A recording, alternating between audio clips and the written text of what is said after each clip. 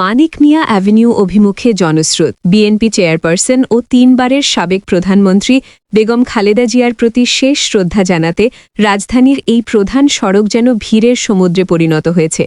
আজ বাদ জোহুর দুপুর ২টার দিকে অনুষ্ঠিত হতে যাওয়া জানাজায় অংশ নিতে দেশজুড়ে নেতাকর্মী ও সাধারণ মানুষ একত্রিত হচ্ছেন।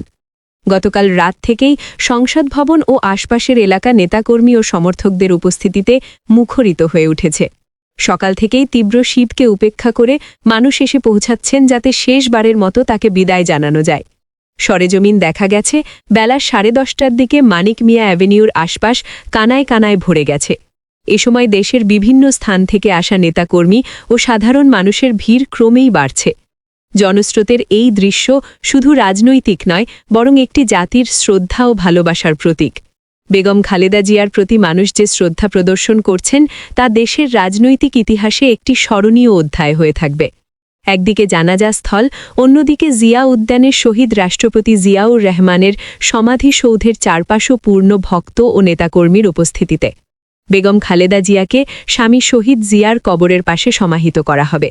ইতিমধ্যেই সম্পূর্ণ রাষ্ট্রীয় মর্যাদায় তার দাফনের প্রস্তুতি শেষ হয়েছে। মানিক মিয়া অ্যাভিনিউ এখন শুধু একটি রাস্তা নয়, এটি এক প্রতীক, যেখানে হাজারো হৃদয় একসাথে মিলিত হয়ে দেশনেত্রীর প্রতি শেষ শ্রদ্ধা জানাচ্ছে।